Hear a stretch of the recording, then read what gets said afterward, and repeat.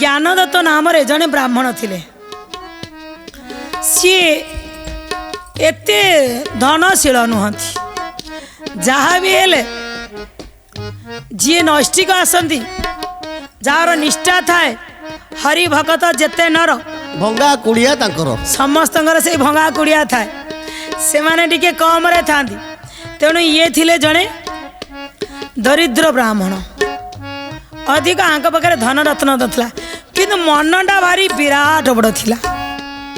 सी कौन करथिले ना ब्राह्मणकर मुख्य अधिकार होची गायत्री मंत्र जप करी। आज्ञा आज्ञा से दैनिक अग्निहोत्र करंती, गायत्री यज्ञ करंती, आउ दैनिक त्रिसंध्या मध्य करंती गायत्री रो। आउ वर्षकरे आज्ञा दुईटी नवरात्रि पड़े। एते सी पूरा भल पाई जाती, सी कौन करती दुईटा जाक नवरात्रि मध्य करंती। तांकर गोटे कन्या रत्न थिला, कन्या रत्न ना होची ऋतुम्भरा, ना भी देइथिले गायत्री अन्य नाम ऋतुम्भरा। ऋतुम्भरा किंतु समय गड़िबा सहित जेते कष्ट पड़ू आज्ञा नवरात्रि रे जेमिति अलणा खाइब आउ बिछना खटरे शोइब नाही, मुनि ऋषि भली जीवन यापन करिब, जो जो नियम कानून थाए निज हाथ से क्या पाखक जीवनी बा नापित द्वार को जाई नख काटबनी चूल काटबनी अनेक नियम थाए नवरात्रि सबू पालन करती। दीटा नवरात्रि जेते जा हो जाऊ से करिवे माने करिवे। से वर्ष झील को प्रथमे बाहा देदेले, झील को बाहागर कला बेले गोटे धनी बड़ बड़ लोकटी धनी संप्रदायर लोक से कन्या रत्न को विवाह देदेले। विवाहर परे जो आश्विन नवरात्रि आसी से नवरात्रि आसिक पहुँची जाई, भारी मन खुशी अच्छी जे पुणी नवरात्रि करी। आज्ञा सतरे हो जो माने वर्षक दीटा नवरात्रि करी थांदी आज्ञा से माने वर्ष को देखु थांदी। आगे जितेबाला आज्ञा कैलेंडर पाइबे ने आगे दीटा जाक नवरात्रि देखी था कौ दिन ये नवरात्रि अच्छी केते तारीख रु केते तारीख नवरात्रि सते कि गोटे उत्सव भली आसी जाए। हे नवरात्रि आसला नवरात्रि आसला ये ज्ञानदत्त से कहते एथरक नवरात्रि टिके भलरे करी। सब वर्ष कही कहीकि मु भगवान को मागी दिए प्रभु मु तो जेमिति चलुची चलुची कन्या रत्न टिके भल घरे बाहागर करी टिके मो कन्या टिके भलरे रहिबो। एई तो गोटाई बिली मोर संतान माँ तो एते आशीर्वाद अजाड़ी देले जे मो कन्या रत्न गोटे बड़ घरे बाहाई खुशी रे भी अच्छी शाशु ससुर भी बहुत भल पाँच। एथर कथा आम दी जन एथर भल भाव नवरात्रि करी आज्ञा संकल्प नहीं गले।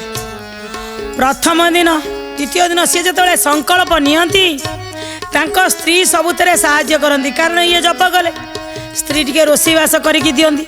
आउ जो षष्ठी रु नवमी ये समय रे टिके विशेष धरण पूजा हुए से सी कौन कले ना नवरात्रि आरंभ कर नवरात्रि रे जेमिति अछि 9टी दुर्गा को पूजा करा जिवो जहाँ जेतिकी तांको सक्षम खाया को दिया जिवो आउ दान दक्षिणा किछि करा दिया जिवो ताहले नवरात्रि सफल बोली जानिबे।